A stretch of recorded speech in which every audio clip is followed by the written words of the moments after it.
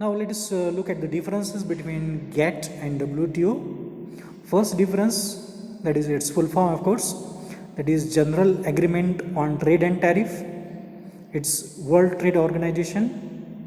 GATT, it is an agreement, but WTO, it is an organization that we learn. The head office of this WTO, which is located at Switzerland. GATT, it was concerned with goods, but it is concerned with goods, services and intellectual property. Say for example, our copyrights, patents. So these are comes under this WTO.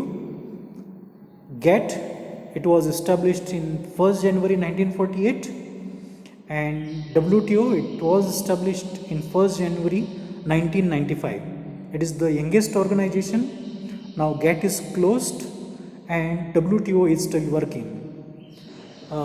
As far as dispute settlement mechanism is concerned, GATT is having weak, slow dispute settlement mechanism, and WTO is having strong dispute settlement mechanism.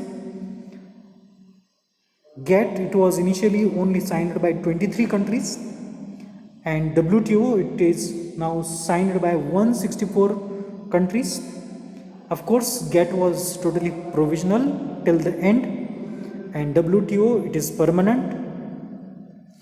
Member nations who signed this agreement are known as contracting parties, while the participating parties are called as member nations. And the last point, that is in GATT, meetings of the GATTs, they were called as rounds, but which have no specific duration or agenda. But the meetings of this WTO, these are scheduled every year with proper agenda. So this is all about differences between GATT and WTO. In next lecture, we will discuss about TRIPS.